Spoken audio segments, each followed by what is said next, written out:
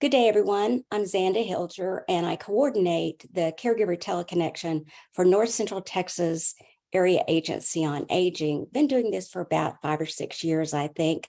This topic, however, is one that I have a lot of experience with, both professionally and personally. We're going to talk about siblings, the challenges, and really some of the rewards of caregiving with siblings. A little bit about my background. On behalf of the Area Agency on Aging, I'm a contractor for the last 20 years with a couple of area agencies on aging. My job is to provide caregiver information and support. We have a website, Family Caregivers Online. We're hopefully anything, everything, including a link to this presentation today. We do social media. I do a biweekly electronic newsletter, and of course, once a month we do Caregiver Teleconnection, and then that website. This particular topic, and other things that I've done, I've been doing caregiver education for 20 years now through the area agencies on aging. It's a topic I have a lot of passion about, and this particular topic is one that as I said, I know something about personally. I was one of two. My brother, I had an older brother. He is gone now, but I had an older brother, and me and my sister-in-law played a huge role. Sister-in-laws and brother-in-laws don't always play a huge role, but I'm going to tell you a little bit about how my relationship with my brother improved, especially in terms of caregiving, as I learned more about this topic and about ways that I could engage him to help me. I also will be talking a little bit about other people and their experience. I coordinated a caregiver support group for a local hospital for about 9 years. So definitely had an opportunity to see a lot of what goes on. In our time together today, we're going to talk about the importance of focusing on the needs of the care receiver. Sometimes caregivers get a little bit confused and they think that they know what is best for the care receiver. Sometimes we do, sometimes we don't. So we're going to talk about that. We're going to talk about strategies that will help us to share responsibilities with siblings. Sometimes the people that help us are not necessarily our siblings. They may be neighbors of someone that you're taking care of, or could be any number of people. Sometimes members of the church will step in. Our main topic, though, is going to be about siblings, although many of the strategies we're going to discuss you could use with any other person. And part of what I think is important too is that we always are kind of monitoring our own behavior. And that means monitoring ourselves for stress, monitoring ourselves for, has this become about me and not about my mother? In my case, my mother's been gone now for 8 years, and it just seems like I blinked and these 8 years have passed.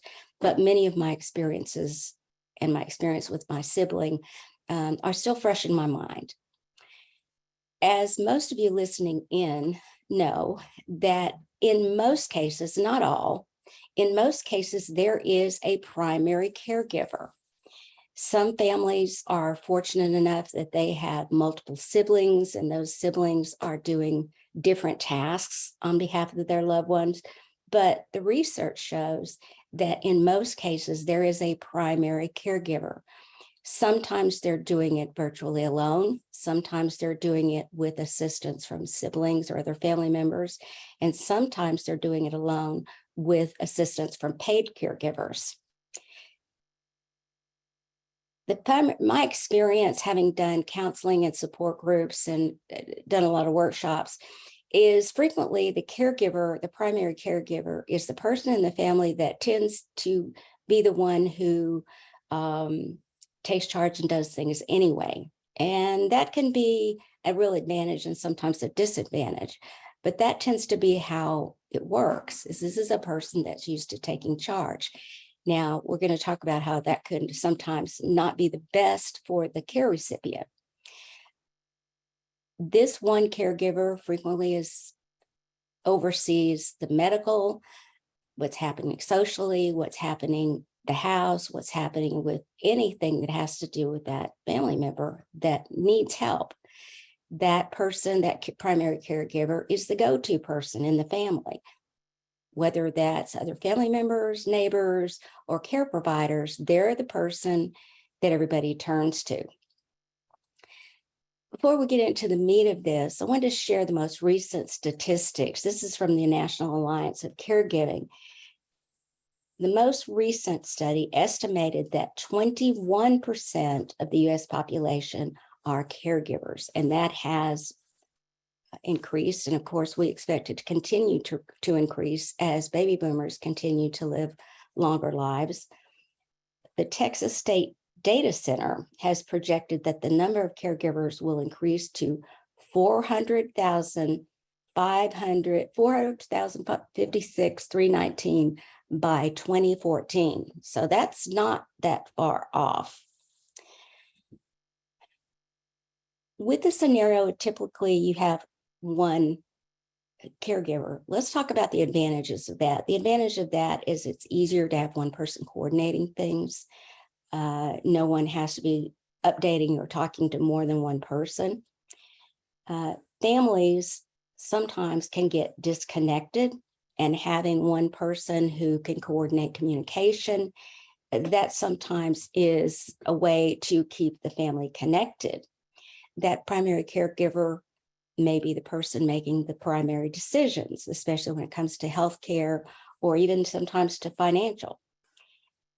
The caregiver, as many of you know, may not ask for help. And in my experience with caregivers, what I found is very often, there were a variety of reasons, but very often it was because they felt that it was their responsibility to take care of their parents, that it was no one else's. They also had some guilt about it, that this is their job and they're supposed to take care of this. And because still the majority of caregivers are females have traditionally been in the role of taking care of our elders.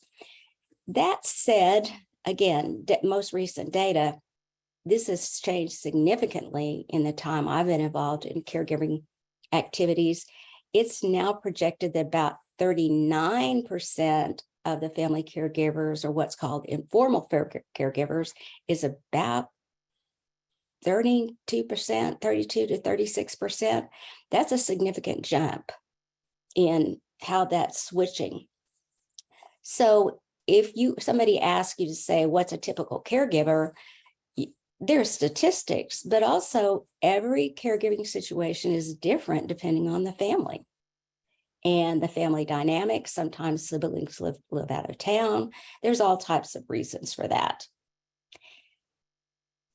Let's also talk about culture.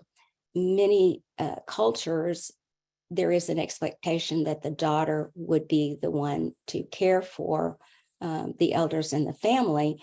And if there isn't a daughter, sometimes it is the stepdaughter or the daughter-in-law. And that's because different cultures have different value systems.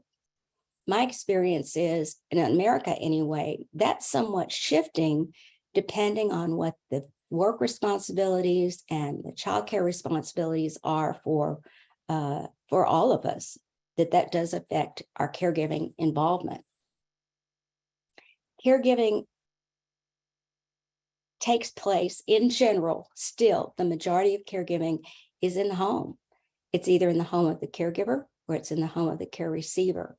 And frequently, I'm sure everybody that's in on this call, we'd all like to stay home as long as possible.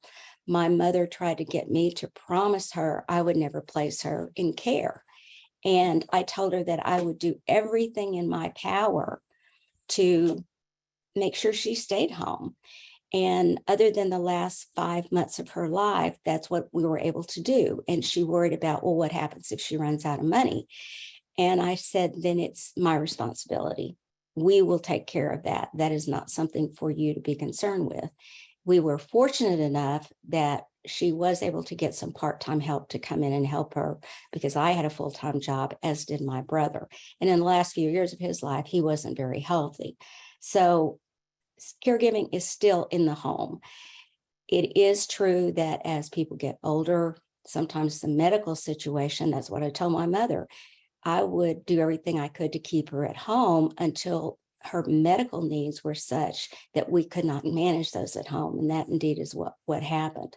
But caregiving is still in the home. Part of the cultural issue is some people just don't trust the medical folks. They do not trust the professionals. They don't trust what they're being told. They don't trust that they get confused. Confusion is a big part of it, about who's going to pay for what. And then the whole issue of many caregivers and many people being cared for, they're undocumented, and they may have the fear that that's going to trigger more problems for them as far as deportation or being uprooted. So there's lots of different issues going on there. Part of what the culture is also that other family responsibilities may play a role. I've been fortunate that I had a very supportive husband, and it's very few people that I know of that their spouse was a source of their stress or a source of what was making it more difficult for them to provide care. What I'm finding too is that second and third generation of immigrants, that sometimes can play a part in the cultural layout of who does the caregiving. The care recipient may not understand this, but the caregivers, because of their work responsibilities, may be large. They may work more than 40 hours. They may also have childcare responsibilities. Then they find themselves, they just can't do all of it themselves. Family size makes a difference. That's another aspect of just culture. All of our families has a unique culture, and family size dictates that. Just a lot of factors that play a part in who becomes that primary caregiver. Where do these caregivers live? Where do the family members live? How many siblings are there in the family? How birth roles, the way that people are born in a family. I was the baby of the family, and I can remember in some of the groups and caregiver workshops I did, hearing many caregivers say, well, I'm the oldest, so of course it fell on me to take care of mom and dad. And I didn't find that there is a always or never in caregiving. There may be some trends in certain families, certain parts of the country, certain immigrant groups, but my best friend and I, we were the babies of the family. And in our cases, we were the only women. But I think it just depends. My husband is one of two brothers, and the youngest brother lived closer to my wonderful in-laws than we did. So we went up about every 3 weeks and did what we could to relieve them, to relieve my brother-in-law and sister-in-law, and we were long-distance caregivers. So every family is different. There is no typical caregiving giver, just as there are no typical personalities, profiles for caregivers or care recipients.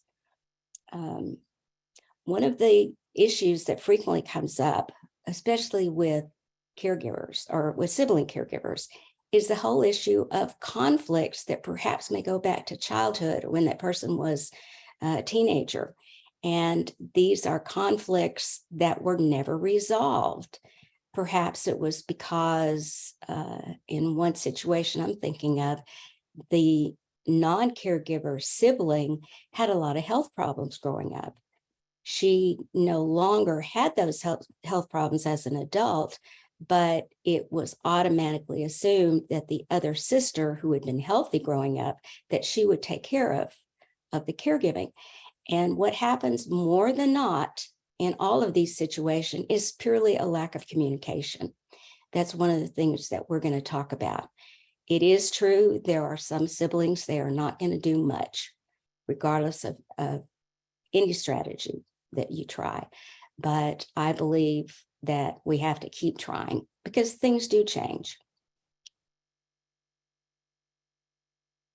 Another big part of caregiving is the money and the power. I have frequently heard of situations where the female, a sister, had the responsibility of the day-to-day care, and the brother or the male sibling had the responsibility for the money, had the power of attorney that had to do with the money.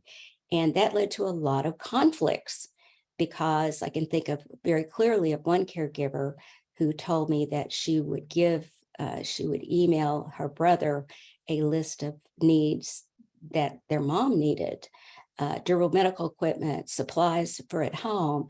And he would come back with reasons that he didn't think that that was something she had to have.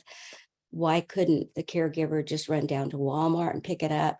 So a lot of the communication doesn't happen.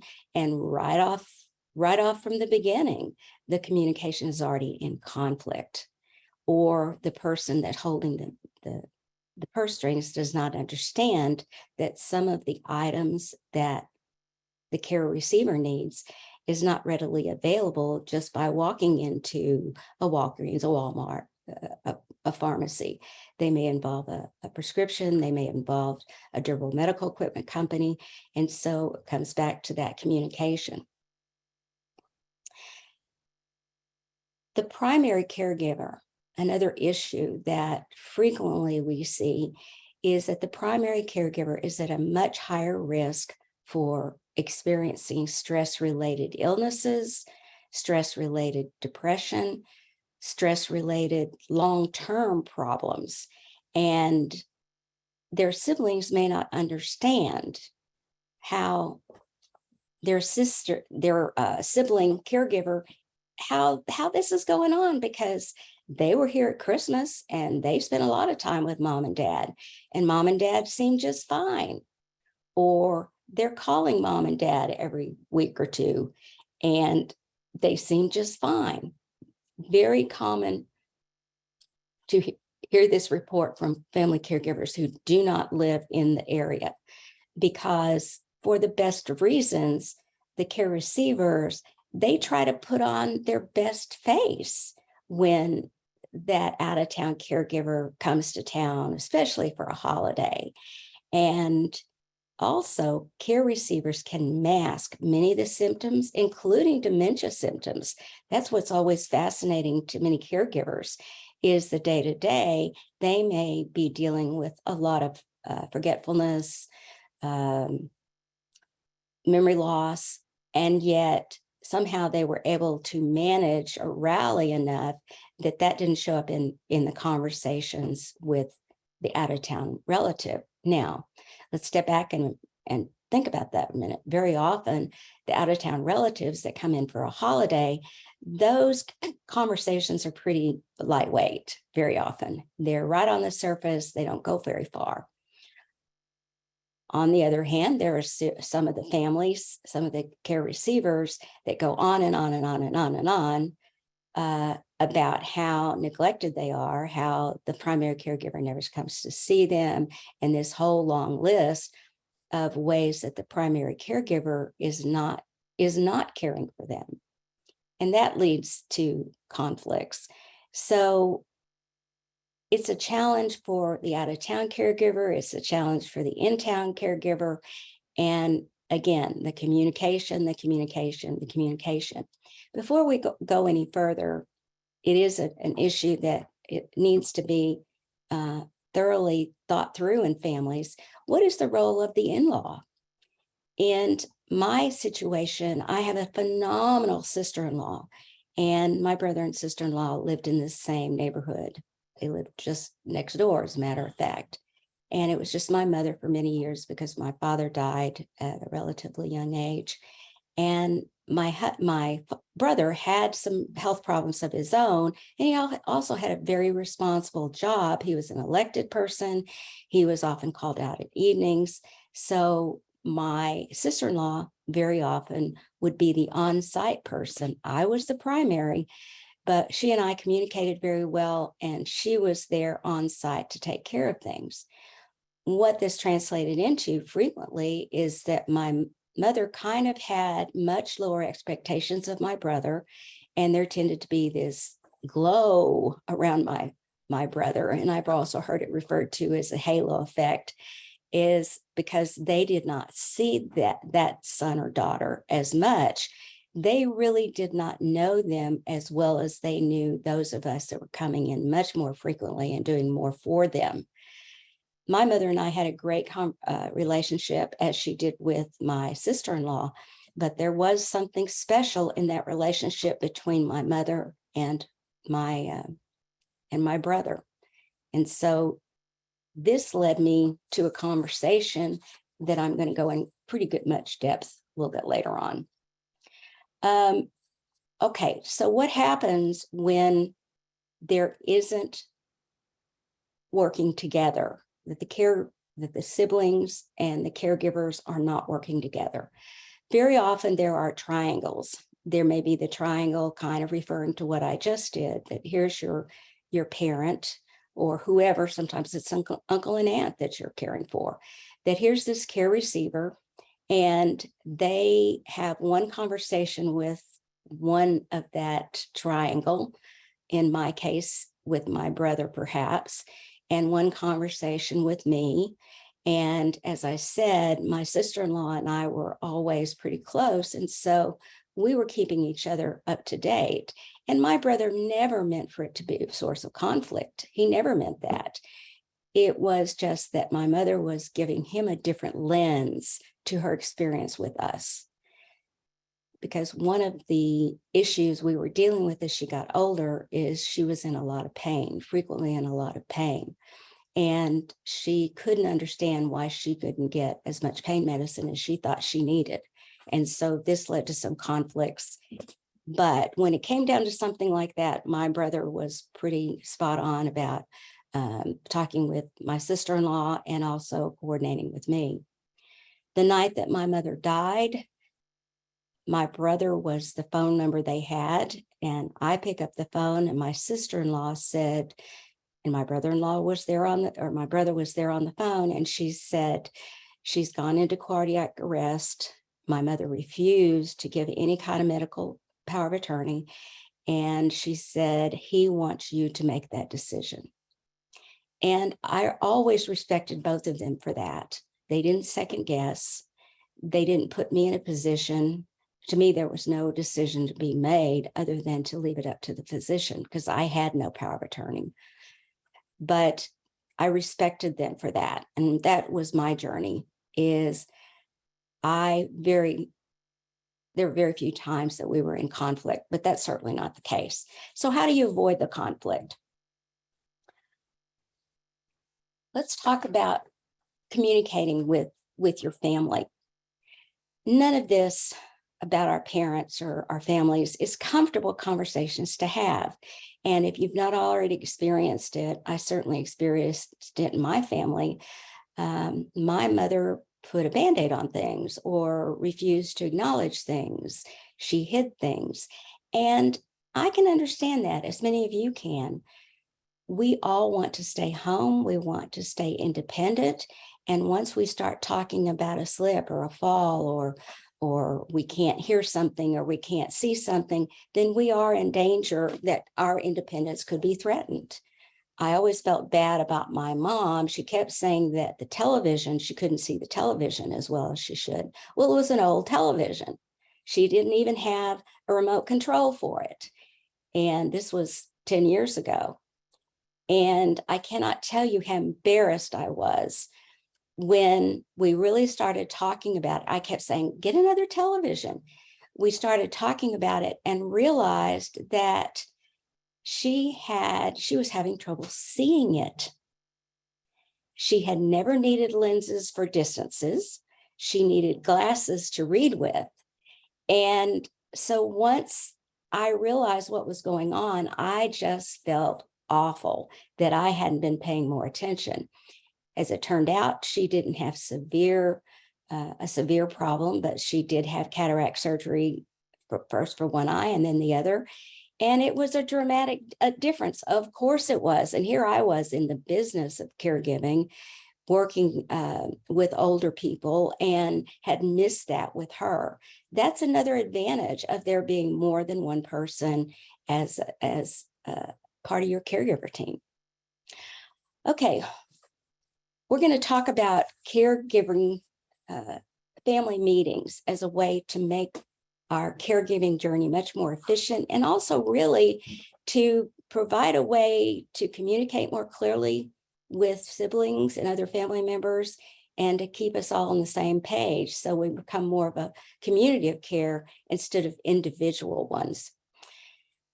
And in this outline, I guess, for a family meeting, there are many other steps that, for whatever reason, if you can't bring everybody together for a family meeting because of distance or time, or that other family members just flat don't want to take part, there's some techniques in here that I think is going to help you, even if you're on your own. In my case, the way this happened, that I was able to use some of these techniques, is I just called my brother, and I said, let's meet for coffee. We could have done lunch. I mean, again, we didn't have any big problems. We just hadn't concentrated on this aspect of our family. So we met and we talked, and I would say we spent maybe 15 minutes talking about her situation, because what I needed from him is if he was willing to help me to alternate or take on as many of her doctor appointments as he could. And that no longer was a problem for me until he became sicker and sicker himself, and he no longer was driving. But that made a huge difference. But the rest of that hour we spent together, we got to know each other more, just one-on-one, without in-laws, without his kids, without my kids.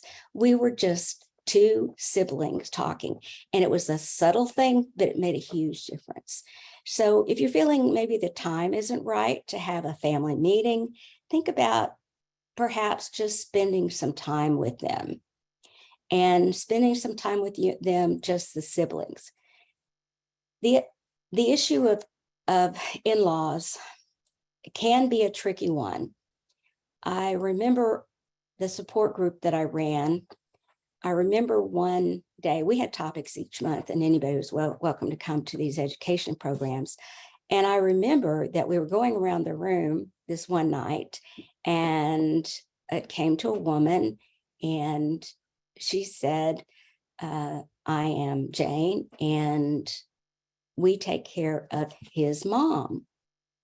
We take care of John's mom, who lives with us. And ask a little bit more about her. They didn't have children at home, but she was still working. And then when it switched over to her husband, he introduced himself and he said, I'm here to support my wife. And it was not even on his radar that it might help if he was like a co-caregiver, or if he took more of an interest. And the time we spent that particular hour, it was very obvious that wasn't what his role was. So, and many families are that way. That's their culture. That's the culture of the family. And even though you may not agree with that, take what you can about what we're talking about and be willing to take a chance. But in many families, that sister-in-law actually wants to be the one that's more involved, or brother-in-law, as the case may be. It seems to happen more that a sister-in-law gets involved with the day-to-day care, the medical care, sometimes taking to the doctor, and the guys get more involved in the financial and the legal, although it's not always that way. Okay, so how do we engage our siblings? You talk to them on the phone, you send them email, you keep them up to date on what's going on in your family with the person you care for. And often it is recommended that at least once a year, at least once, have a family meeting, even if that means Zoom, even if that means over the telephone because somebody lives out of town. But the idea is the blood relatives. And you'll have to decide yourself whether or not the husbands and wives are in on that. I had no problem whatsoever bringing my husband into the conversation, but in my case, it wasn't necessary. My brother and I could work it out ourselves. With my husband's family, the women, the daughters-in-law, were as involved in what was going on as their sons were. So every family is different. And if you're the primary caregiver, give some thought to this. Is this the way you want to leave it? Or is it time to look at some changes? All right. You're going to, by the way, you will get a handout later today, and it will include everything we've talked about already, as well as a step-by-step for these family meetings. And I mean, this is down to step-by-step because I've seen these go off the rails because something in this list was overlooked. First thing, ensure that the medical situation is clear.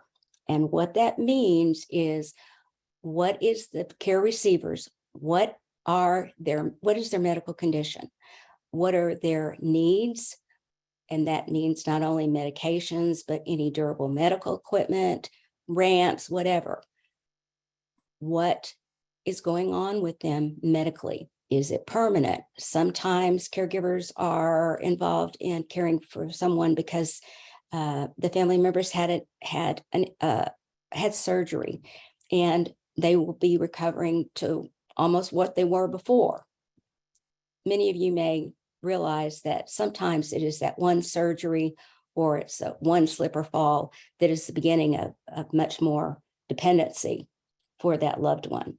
So make sure you have the facts.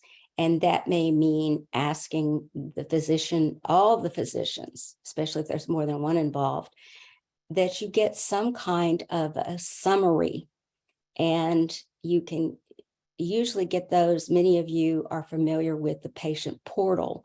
Many more practices in the hospitals, they have that ability that a patient can go in, or family member can go in, download what's going on. That is going to help caregivers a great deal, because what you're after are the facts. What is going on? What does the lab work say? What do the CT scans say? What were the discharge instructions from the hospital? What is the treatment plan? Find out. And if you can't read it, then make that phone call to the physician. And if that means also taking the brother or sister, getting them on the phone. But you have to know what you're dealing with, not what you think you're dealing with. This is especially challenging when someone has a relative that is having problems with dementia. And some family members, and maybe even you, have decided, well, it's Alzheimer's. It may not be Alzheimer's. It may not even be dementia. Many of you may be aware that there are medical conditions that the symptoms can mimic dementia. The most common one, especially in older adults, is a urinary tract infection. Many people have those. It's chronic, and they will have many behaviors that are similar to dementia. So the importance got to get the blood work done. And many of you may have mothers, dads, aunts, uncles who they don't want to go to the doctor. I don't need to go to the doctor. Or they've always gone to the same doctor, but you have real concerns that their medical needs are such that they need another doctor. They need a specialist, perhaps. There's a couple of techniques for that. You can Google that, but many times the techniques for that are that you explain to your loved one, you know, I have noticed this and this and this. I'm really concerned about your safety. I want you to stay as independent. I want you to be safe. Do it for me. go to the doctor for me. This is especially helpful if they've always seen the same doctor for a generation, and perhaps it is beyond what that physician can do. The physicians have seen that person many times, and they're seeing them through the lens of that history. In our area, we're in North Central Texas, but we have listeners from across the country. Most of the larger communities have some pretty sophisticated medical practices. In older adults, the ideal physician for them is a geriatrician. A gerontologist is somebody who studies older adults, but a geriatrician is someone who actually is trained in caring for older adults. They very often do tests that are a little bit different. Here in Tarrant County and in Dallas County, there are a couple of clinics. They, from the very beginning, get the families involved so that it's not just a care recipient or someone that has symptoms that comes, but as many family members as need be are involved. So make sure you've got a clear picture of the medical. And if you don't trust what you're hearing, second opinion. If you have trouble finding the right physician, you can contact your local area agency on aging. They can be helpful. That is the local nonprofit organization that is funded by the federal government for services for older adults and caregivers. You might try a hospital, you might try a specialty, but you're looking most often for a geriatrician, or at a minimum, a physician who specializes in internal medicine, because often it is the organs that start presenting the biggest problems. Although, of course, if there's back problems and orthopedic problems, you may need another physician, but an internal medicine physician can be the primary care doctor. And if your relative is still a little bit pushing back on that, okay, do it for me, and let's just try this once. Be very careful about tricking them into it. How would you feel? I always look at it that way. How would you feel? Whatever you can get in writing is helpful. And if you can get it broken down to as simple as possible, and then figure out a time and a place for this family meeting, and ahead of time, if you can, get a copy of this. If it can all go out to them at the same time, that's great. If you find that it goes out and one person has looked at it and one person has it, that might be another conflict for you or challenge for you. But use your own judgment, again, about your own family. Bring the family together in a non-threatening, neutral environment. This is a time to rethink about the role of the in-laws. I would never hesitate to have either my husband or my sister-in-law involved in any of these meetings, but that's us. That may not be true for you. The timing of this is everything. There probably was a challenge. It was tempting to have this meeting over the holiday, over the Christmas holiday, and that may or may not be the best time to do it, especially because of everything that's going on. The activities and limited amount of time. So it may be one of those that there is a better time for you, but depending on where people live, you're going to have to figure out what's best for you. Another issue, I did one of these meetings once, and the patient was sitting right there. I didn't know that at the time. I was called in somewhat on an emergency. There was some urgency. And in that case, I don't think it was wise that she was involved, because she had already shown reluctance to go to a physician. They were very concerned, they had some specific symptoms. And so she was pushing back, and longer they were talking to her, the more resistant she became. And let's face it, folks, who likes to be told what to do by your children? And I don't care how old we are. I was always my mother's daughter, my mother's little girl. Not completely, but I think most of you know what I'm saying. And so we have to be real careful, and also how we deliver that message. that they don't feel like they're being told what to do. So location, timing, and who's actually going to be involved in those meetings. Stick with the facts. Start that meeting. Think in terms of knowing who's going to be there. Does there need to be some ground rules? And by ground rules, I'm saying things like, those of you that have gone to a meeting or been involved in a company, sometimes there are ground rules, or even at school, there are ground rules. Don't interrupt. Let everybody have a chance to speak, but don't interrupt. Show basic courtesy.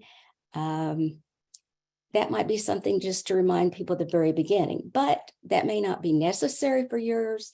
And if you yourself have a tendency to come across as a school teacher and maybe they're going to see you as being bossy, that might not be the thing to do, but maybe there is somebody else that could bring that topic up. The needs. If you're concentrating on the needs, as much as possible, can you prioritize those needs? Just in terms of basic time management, if you spend a lot of time figuring out where's the best place to get the best deal on adult depends, instead of dealing with, but we've got to find our a source of a rollator or a walker for mom or dad, prioritize. Here's the need. What does that need look like? How is it going to be met? And what's the priority? Probably good that somebody is taking notes. That might be you, the person that called the meeting. You may already have an agenda you brought in or a list of things. I would encourage you to do that so you don't overlook anything. So think in terms of prioritizing the needs. Once those needs are prioritized, then you can start talking about who does what. It's pretty common, if there are siblings that are willing to do something, that these needs are met by, in some cases, somebody likes to take care of the financial. They don't have any problem with going online, taking care of the books, making sure bills are paid. Some people don't have any problems with making sure that the medications are all centralized in one pharmacy. That usually is the primary caregiver, but it may not be. You as the primary caregiver, since you brought this meeting, I would encourage you, which is what I did in my case, is I told him what I was still wanting to do, and how this particular thing I wanted to do was connected to this thing over here. And so it made sense for me to continue to do that. But I had a clear idea of what I thought he could do that would help me, and it was very helpful. So think in terms of matching personalities and skill sets to what the needs are, what needs to be done.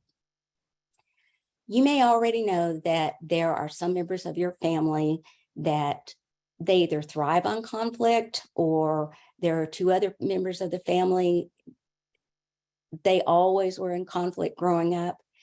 That's the importance of keeping focused on the needs, keeping focused on the needs. And if someone in the family has to intervene because they go off track and off topic, you may have to gently pull them back in. Perhaps you two could deal with this after this meeting, but right now let's make the best use of our time and decide who's going to do what. So just be aware of that. Conflicts below the surface can suddenly bubble over. And I also have heard of situations where one person growing up, they felt like that they weren't favored like an older sibling.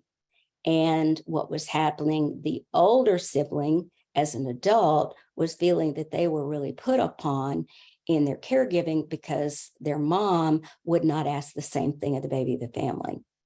Again, bring it back to ground rules if you have to. Don't interrupt, and let's take conflict and issues like that outside of this room, et cetera, et cetera. Let your family know that you cannot continue to do this alone. Be willing to ask for help. Come up with a plan. that's matched to those needs. This needs to be done and this needs to be done.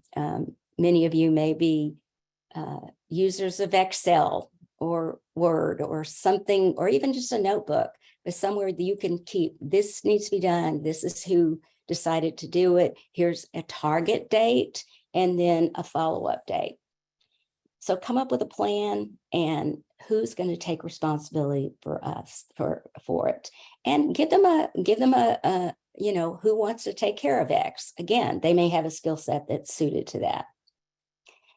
A written plan is great because that way it could be distributed. Before you leave this meeting, and it may be the first of several meetings, come up with a follow-up date. Don't just leave it hanging. Is at least choose a tentative target date that everybody can put on their schedule. You probably are the one, unless somebody else is, just pulled all this together, even if it means that plan, and have something to distribute to the people in that meeting, whether it's by email. There are a couple of programs, and I can't remember, one of them was originally set up for when a family member's in the hospital. And like I could go in and I could give an update and it would go to everybody in that group. So you may be very aware of something like that if it means your secure email, whatever works for you. But let everybody at that meeting have a summary or have that care plan. And if you're the one that's kind of coordinating, you may have to find that you have to give them ideas. Challenges working with caregivers. I'm looking at the clock and we've got about 8 minutes. We know it's a challenge. We know it can bring up conflicts. And very often these conflicts, as I said earlier, come down to poor communication, lack of communication, using the wrong words. Caregivers can easily get in the habit of telling people what they should do instead of asking them. I think of a client, a caregiver, and they were having a family meeting the next weekend, and she said she'd already had this list of what needed to be done, and she knew her family, and she was going to tell this one to do this, and this one to do this, and this one to do this. Now, that was a one-time thing, and I didn't see her again, but I wonder how well that went. Of being told, no input, just being told, you will do this. Maybe there are some people that worked, but when it comes down to follow-up and accountability, I wonder how that worked out. So you know your family, you know the different people in it. Flexibility in everything you do. Caregivers sometimes can get so focused on doing what has to be done that there's not a lot of flexibility. So times like this, especially before you go into this meeting, kind of step back, do some self-monitoring. Are you stressed out? Have you allowed yourself to get that way? Is it because the demands of the caregiving or the demands on yourself, or just fretting about it? Other people are not going to do things the way I did or the way you did. Everybody's different, and that's what makes it all work. Looking again, I want us to open it up for questions. Improving the communication. Set yourself and your family members up for success. Have an assumption that this can work. It may not work the way I originally thought it would. In your handout, I've also included a long list that I pulled from caregiver.org. They're in California, one of the first caregiver organization, but it's family meeting and communication tips. My background is in education. I have a master's in counseling and did a lot of education. So I could have gone on and on and on working on this today, but I did also try to add some other basics about having a family meeting, as well as communication tips. Just basic things: listen and ask questions, remain open to opinions. So that'll be on the last 2 pages of the document that you're going to get. Let's take a pause. And again, you're going to get this before the end of the day today. Let's take a pause. If you have any comments to make or questions, or please share with us what works for you, *6, and go ahead, please. *6, and then go ahead with whatever comment or question you have.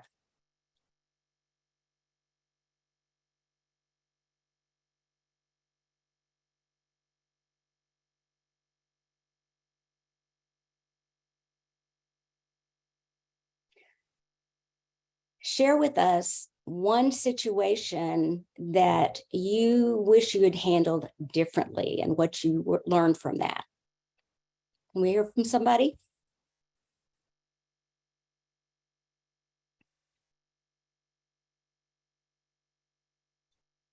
Well, I know you're hearing me. *6 and ask your question. *6.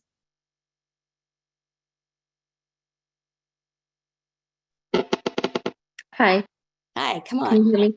Go ahead, My please. name my name's Angie. I'm a social worker with hospice. Mhm. And sometimes siblings will say, well, I have 5 other siblings and none of them want to help. Mhm. I'm trying to think of other ways of Mhm. explaining to them that some people simply don't want to help. It's not their personality to help. Mhm. Mhm.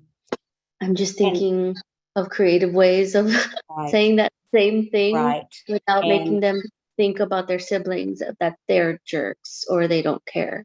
right. And someone else was waiting with the same thing. Again, would encourage you to change your focus. Take it completely off of the siblings or even yourself and shift it over to, is it your mother or father? Who is the care receiver? Who are you taking care of? Or what very often are they taking? Give me an example of somebody you're thinking about. A daughter, she's A taking care daughter. of her mother who has dementia, and she Okay. has 2 brothers that live in the home. Mhm. But I believe due to gender things, maybe the mom doesn't want the brothers to help Mhm. her. Right.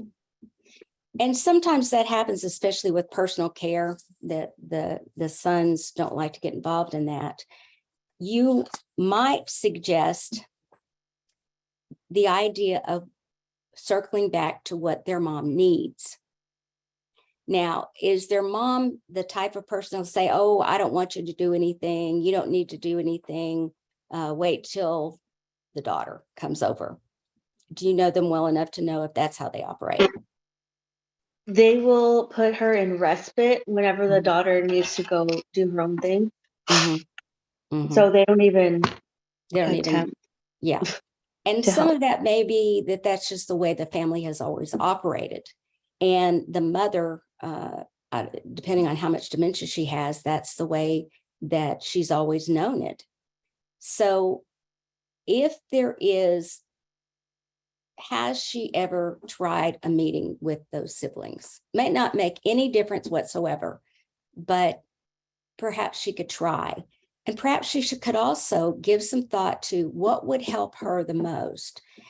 Maybe not even in terms of the respite, but something like, if she's going on over there every day, perhaps have a meeting and say, I will start coming 4 days a week, because that's the other thing that we caregivers have to be willing to let it go. Now, if she's concerned about her safety, that might be an issue, but I assume that there are uh, professional staff coming in periodically, correct? In that situation, are there caregivers or nurses or anybody coming in? With hospice, yes, we Yes, have our skilled nurse yes, going. right. So there at least are some professionals coming in. Uh, it sounds like some re-education of the brothers. And again, it may or may not make any difference, but at least she can feel like I tried. And you could give her some of this material or sit down and just train her, because you probably been involved as a social worker with mediating in families, but encourage her to have, even if it's a brief, very surface meeting, and it starts with, I need help. Hmm. Okay, thank you. Okay, good question. And that's true not just in a hospice, or many of your families, you may identify with that. Go ahead, please.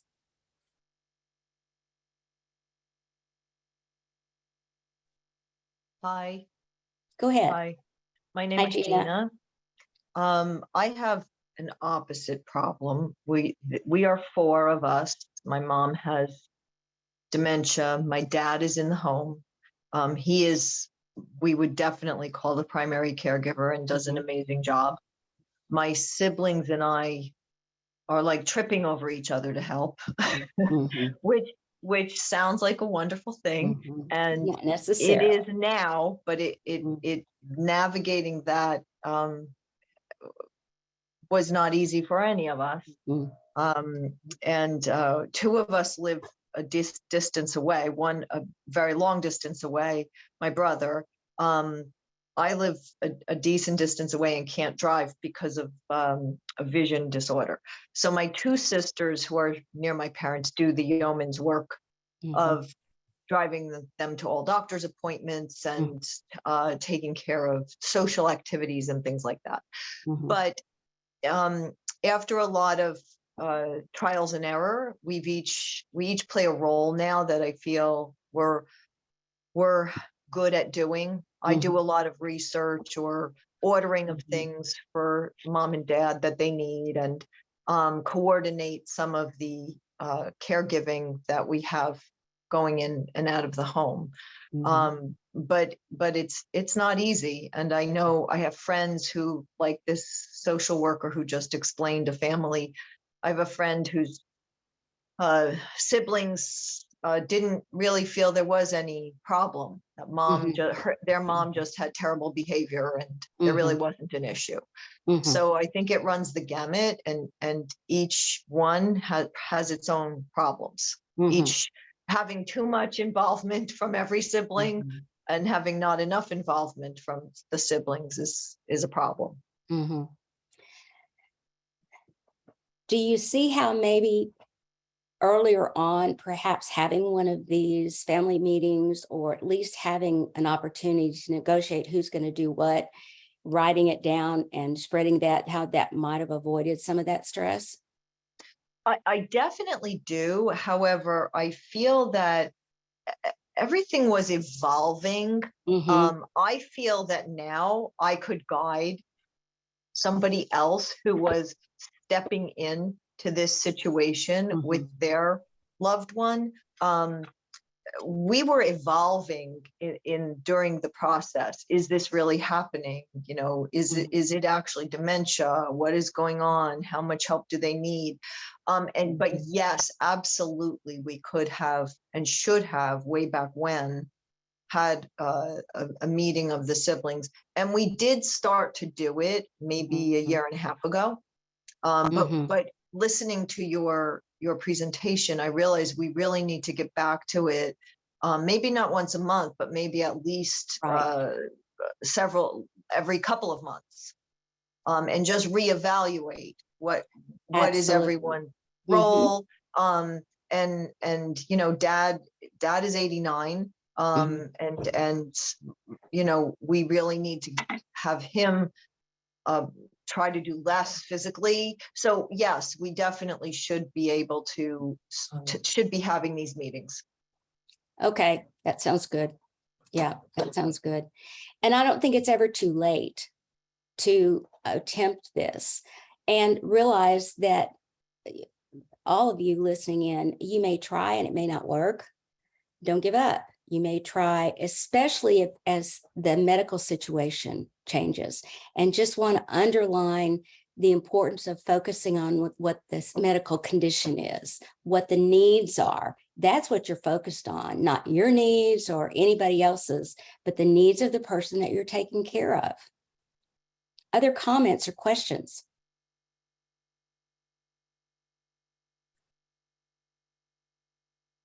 Zanda, there was a comment in the chat. Mm-hmm. Okay, I saw, and I thought we answered that. To do is so we can say they don't want to do something anymore, but the person being cared for is insisting the sibling caregiver is the one to continue. Okay. Okay, here's a situation that the sibling who's a caregiver says they don't want to do something anymore, but the person being cared for is insisting that that person is the one to continue. I don't know if any of you have any suggestions. For that one, I feel like we could use some more information. Is it don't want to or not able to? It's revisiting what's the need, and is there someone else, even on a temporary basis? And KP, if you don't want to really talk about it right now, I'd be more than happy to discuss that offline. Be happy to do that with you. But again, let me read this and see if anybody else has some suggestions. I have some, but I don't want to take up. All right.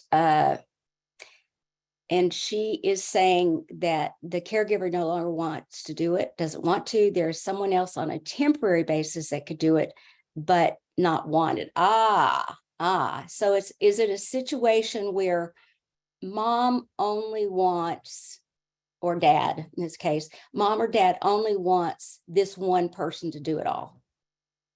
Okay, that comes up frequently, especially if somebody coming in from the outside. Everybody's situation is different, but approaching that on a temporary basis and making it clear that this is going to happen. Maybe not saying forevermore it's going to be this way, but you made the arrangement for that temporary caregiver, or at least this time. In your mind, you want it to be permanent, but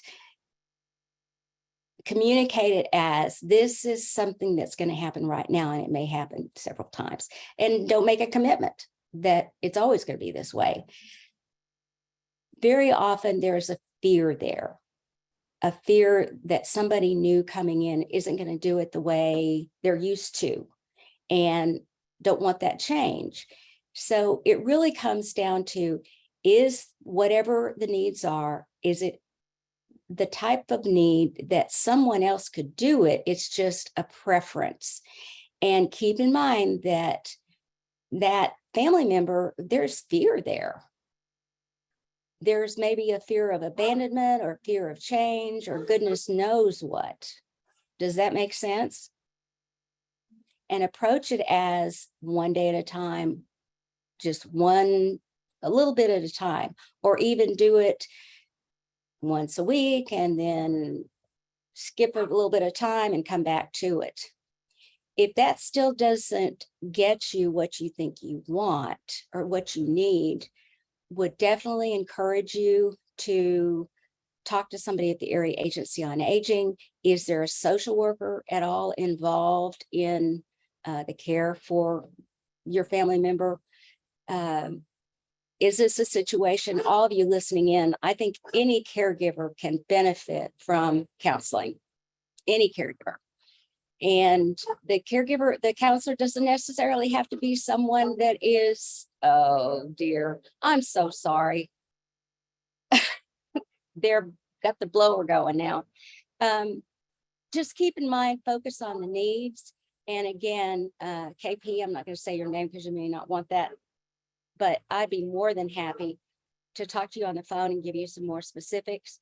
My phone number, folks, is 817-929-3535, 817-929-3535.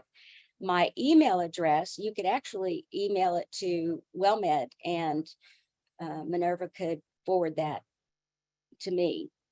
It's 10 minutes after 1. We could keep going, but as you can always say, I see a new message here. Let me ask you, is there a whole lot of interference from that motor? Let me know.